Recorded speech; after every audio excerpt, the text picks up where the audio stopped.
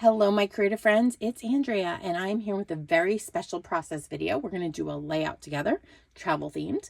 Why is it so special? Because I am using our brand new digital ebook that I printed out here on my desk. This is the Wander Remember, a scrapbooker's guide to capturing your travels by the creative design team. This is hot off the presses. Now, why is this book so special? It's different than our normal sketchbooks. It is not just a sketchbook. This is so much more. This is a guide. I know trips can be overwhelming for scrapbookers, right? So this will guide you through. There's a lot of food for thought when it comes to pre-trip planning, during your trip, and then post-trip, how to get started with your scrapbook. And it's just chock full of tips for organization and just things to help your scrapbooking process when it comes to a big travel vacation.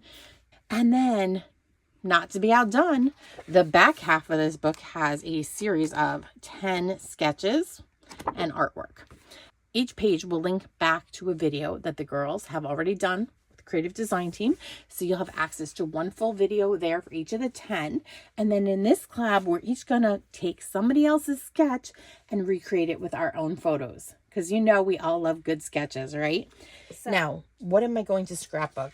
Being that this is a creative design team video, I'm going to do some creative design team trip photos that I've not yet done, and I'm really slacking, and I really would like to get some of these scrapbooked. I'm doing my photo sizes and orientations a little bit different, but I'm going to stick to this sketch for the most part. So I've got some photos of us when we were all together. This photo, look at this, all 7 of us in one photo. Usually Janice was behind the camera or Katie taking photos of us. So somebody else took this camera of all of us. Nice photo of us by the Olympic rings. And Whistler was a beautiful town, and we took a day trip up there together. So I'm going to lay my layout out something like this. I think that looks good. And then I've got a couple little photos that'll go right here. And again, I'm just changing up some of the areas that might not have had a photo. I'm putting a photo. I'm just making my own, like I always do. And then Katie had a couple little sections for a title and some journaling. And I have this little picture of a mama bear statue with her baby bear. And I just wanted to include that as well. So I think this might take the place of one of my decorative elements that was on the sketch.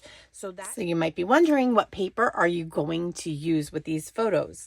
Well, I've originally, with some of the photos, I used the To The Sky paper.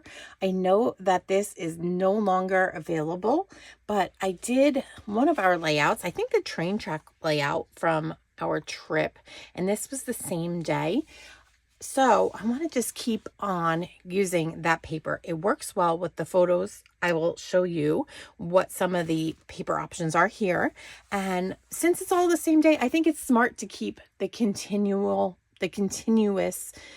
use of the same paper. It just kind of makes it flow better.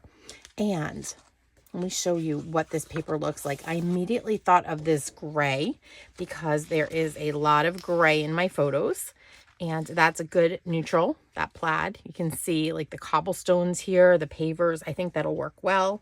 Then there is, I have a little bit of this left. This is another gray pattern, and I think that this works as well. So that is something that will play off the buildings and the colors if I decide that I can sneak a piece of that in there.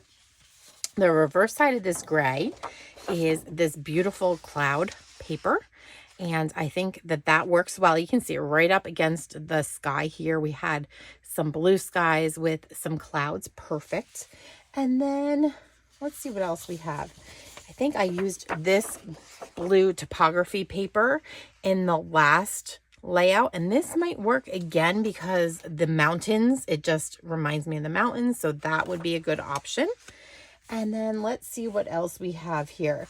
Now, this paper is not as bold as the red, but I think I could bring possibly a touch of it in because it does match the table and chairs that we were sitting upon when we were dining that day. So maybe a little tiny touch of that. So I'm going to cover that up.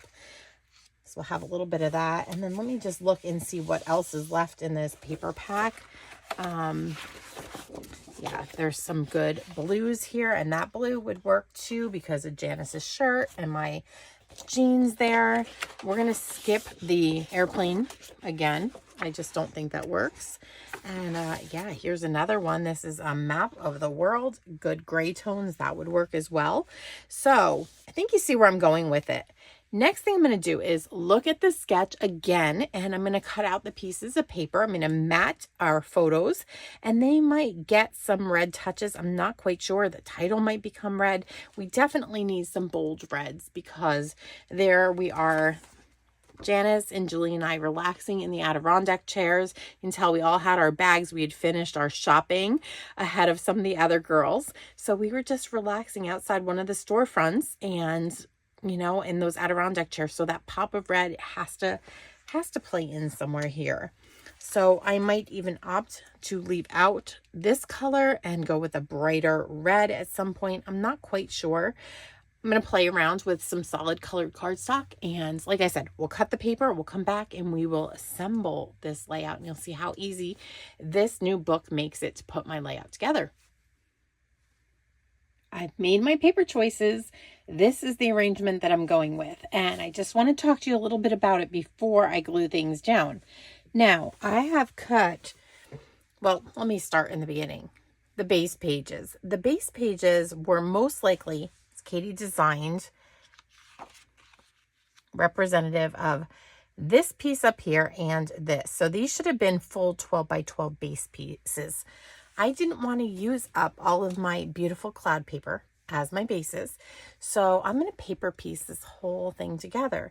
And you know my feeling on this really old, close to my heart paper. It's the ugliest paper that was ever created, this cardstock.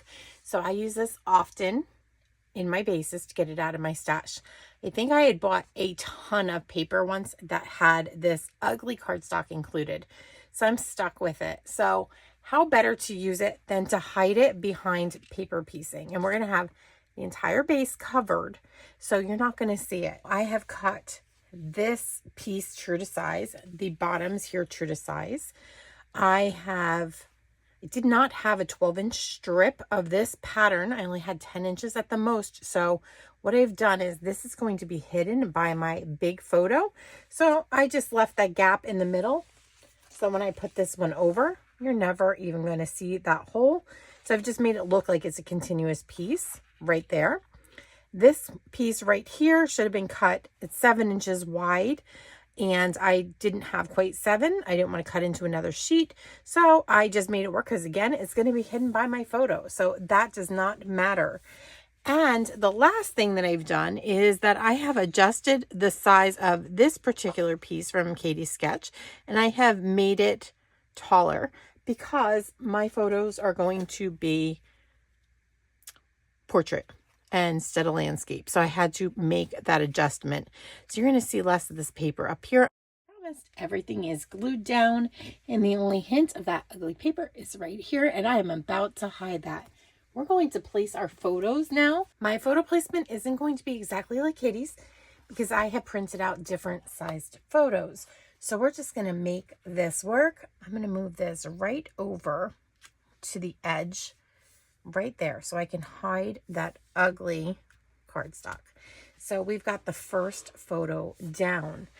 And then remember I had thought that I would put this photo down here. I've kind of changed my mind, and I'm going to tell you why in just a minute. Let me start by adhering this other big photo down. Now I did make a bold choice. I went with real red here to mount my photos because I did not care for that rusty color in the paper pack. It just wasn't bold enough, and I felt like this paper here is very subdued. I needed a pop of color. So I've put red into several of the layouts from my travels with the design team, and you know what?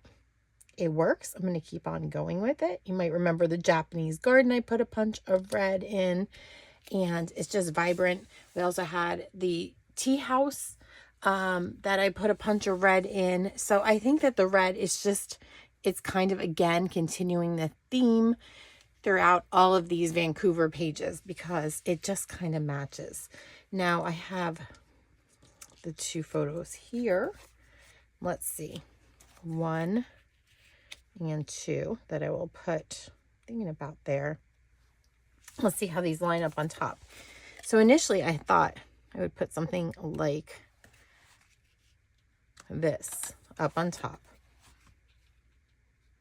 So I'm going to try to line up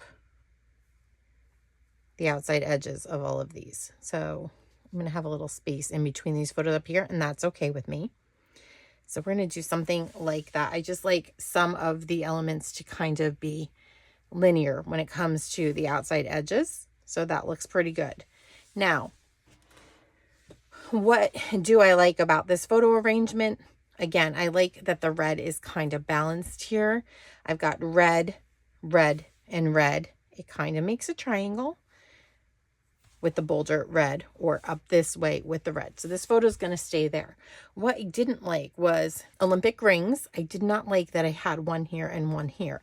So I think that it might be a better arrangement if I do something similar to this and just kind of switch that out. And I like that better. I feel like it's a better balance. This is a closer up photo than these, so I like that being in the middle there. And now I feel like I've got some more balance between this page with the rings and this page. And I think what I'm going to do is I'm going to line this up. I was very intentional when I cut this grid paper here. I wanted to have the same line. So you can see I did my best to line that up. And I have put this photo here right below that second white line, and I'll do the same here. I just feel like that's a pretty good design element to carry over. What I'm doing on the right page will have some impact on the left and vice versa.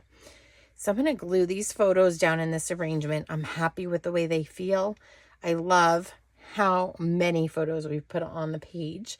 And you know, I additionally have a lot of little snippets of video from this day when we were walking around the village.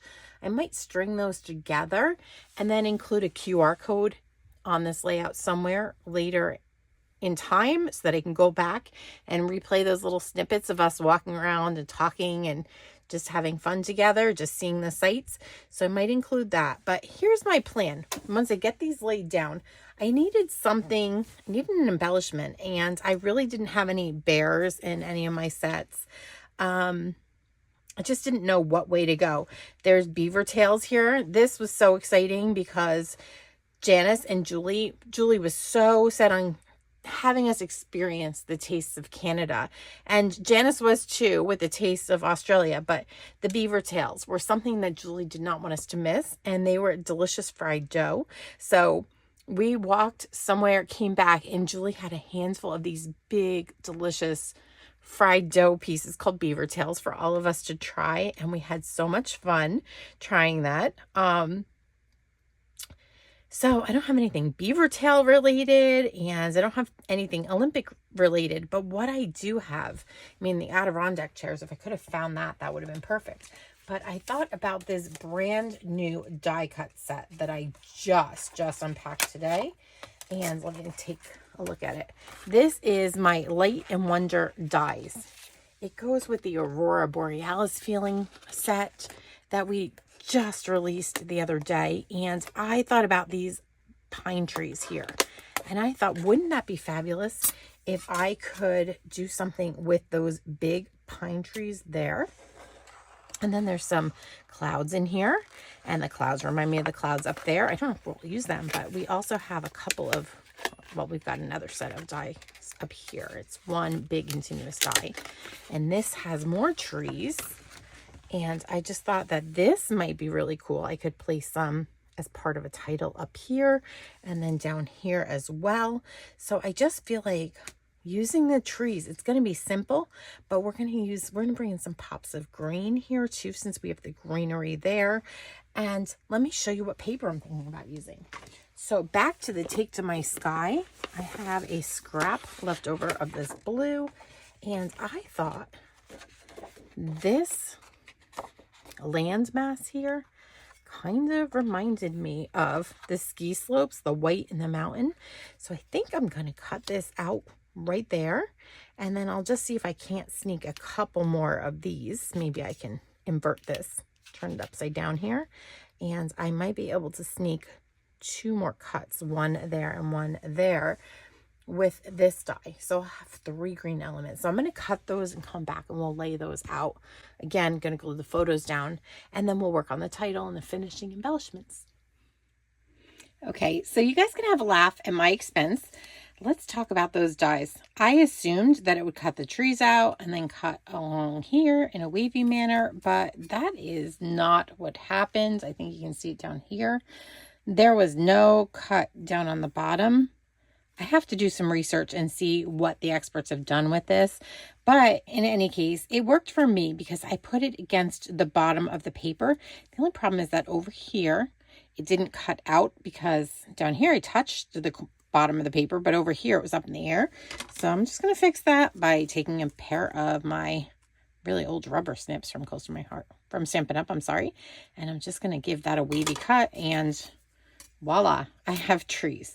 The same thing happened with this set. And went along the edge, I have a little connection piece. This one, I was too close to the edge and it just totally came apart, but that's okay because I think it'll give me the ability to like kind of offset these maybe for my title and it might look good. Let's bring in some ink first, okay? I just want to create some shadowing down near the bottom. So I'm just going to grab some of my Mossy Meadow ink and I'm going to bring in my Versamax. I can wipe that down. I don't want to get ink over here. And I'm just going to give that some ink down on the bottom. Just want a tiny bit of shading to differentiate between the treetops and the bottom. And that'll just create a little more depth. And then I've decided to use a combination of my Alphabet a la mode and my mini alphabet die set. And so far I have done that little trick. I have a few videos back. I've done a die cut title hack that you've got to see. And so I've done the same kind of thing here. I'm losing the letter I, so I just need to line that one back up again. Sometimes these guys can be a little tricky, but let me just get that line back up. Go watch that video if you want to check out my little hack to make lining up your titles a little bit easier. Let's see if that'll work. So I have the title all exactly where I wanted. I've applied glue. And I think I'm just going to put down the whistler part right now. So I'm going to just go ahead and rub this down, get some contact here, and then I'm just going to carefully peel back, very carefully, peel back the other ruler with the washi tape, other piece of washi tape. So I might have to go ahead and hit the top of this again with a little bit more glue, but that's okay. I'm going to just let that be. And now I'm going to cut out the other part of my title. I'm going to use those mini alphabet dies and I'm going to put Wandering in Whistler. I think that's going to be my title. And I kind of like how this is starting to look here. So let's keep going. We'll glue the other part and this part. We'll see if we can use that same kind of trick with it. Okay, I have cut out of some old black shimmer paper. I have cut around and I'm going to put that about there and then I'll put the other one either right on top of it or offset to the left. I'm not quite sure. This one, because I couldn't pick up the front with the washi tape, being that it was glittery, I'm just going to have to peel this off from behind. I'm going to have to be extra careful with this one. I have my Wandering title stuck down. I've been letting that kind of marinate there, meaning that I really wanted these to stick better because when I peeled it up last time, I wasn't too happy. So I'm going to peel away the ruler first this time. And then I think I'm going to work the washi tape out by peeling it back sharply. And yep, that worked a lot better. Give your letters and your adhesive some time to adhere properly. This way they don't move as much. Now I have also gone ahead and I've cut one of those long pieces a couple times, the long die, and I've divided it up. I hope you can see that here and here. I've cut it in half and or one piece like this. I've just snipped in half and I popped it up and I put a piece here and a piece here. And I wanted to extend this too, just gently. So I cut a piece off and I put it over there. And let's see what else we've got. I have two original pieces that I want to see how they look. I think we're going to do it this way. I think I'm going to pop one up. We'll do it that way because this one is going to glue right down. Trying to bump that right up against that photo mat if we can. This one I put some mini foam dots on the back. So much like I did down here, I'm going to pop this one up just a bit. We're going to overlap, and it'll just create a little dimension that this page hasn't had yet. So I think I like the way that looks so far. And then I've got a few other tricks up my sleeve. You might have noticed I don't have any journaling on this layout yet, so I've got a plan for that as well. I've lifted up this photo that was right there, and let me just show you what I'm gonna do. On the back of the photo, I have put some foam tape. So I've got two sides raised up, and then I put like a stopper at the bottom. What I have done is I have grabbed 3 tags. These were all in a line, and I folded those with the bone folder, trimmed the little corners out, and I've just put some of my twine onto each of the little cutouts. Now I didn't want to loop them all together because then I wouldn't be able to slide this out and open it up. But the idea is that this is going to slide down in here, and the stopper I put at the height I wanted. This way it stopped it from going out the bottom and down onto this Olympic ring photo, yet it gave me room where I could slide this into the top. So I could keep it this way. I could put the green up front, whatever I wanted. I could switch it out, and I've got a nice little hidden journaling pocket there. Makes me really happy with that real estate that I've just gone ahead and gotten myself, because I want to tell a little story about this time wandering around Whistler, and that might be a good spot too, like I said, to put the little QR code that I could link to a video so I could show you show us just wandering around in that little video. And the other thing is that I want to tell the little story. We all selected this little outdoor restaurant to eat at. It had some nice cozy heaters and it just looked nice. And most of the girls got fish and chips. And Erin and I decided we really, really wanted burgers. So we ordered these Black Angus burgers, I think they were. And when I asked to have mine cooked medium rare, the lady was like, we don't do that. They're cooked. They're just cooked the way they're cooked. Something that's kind of odd, but you know, I'm in Canada and I'm on the West Coast and different than we do things here maybe. So I'm like, okay. And Erin said, okay. So we get our bacon cheeseburgers and we both bit into it, and man, it just wasn't right. We were so hungry though that Erin and I, we took off the bacon thinking that was salty, and we went ahead and plowed through. Like we were that hungry that we ate our burgers. But you know, I'm wandering around like an hour and 2 later, and I'm like, what the heck? I still can't get over how bad that burger was, and like hoping we don't get sick. And I looked at Erin at one point and I'm like, you know, there was an Impossible burger on the menu, and it was kind of funny, but I think that they fed us Impossible meat. And let's just say I'm not a fan. I'd rather not eat meat at all rather than eat that Impossible meat. So that was our little funny story. Erin and I were both like, yeah, something's just not right. And yeah, to this day, I haven't gotten over that. So anyway, just watch your burgers if you ever go to Whistler. That's my little story. The fish and chips probably would have been a safer option. In any case, back to creating the layout. Now, I felt like I needed a little something over here. It's just a little plain. So I want to put some details. Sometimes I'd put banners, but I feel like that would interfere. And it's just this no man's land over here. So I went ahead and on that tag sheet that I cut apart, there were like all these little squares left when I cut out the strips for down here. So I picked out one. It was part of an airplane was left. So I'm just going to go ahead and put that right behind my photo. Let me move that down a little bit. Now I'm going to leave it out quite a bit, but we're going to layer up, and you're not going to know that that was an airplane. That was kind of half cut right there.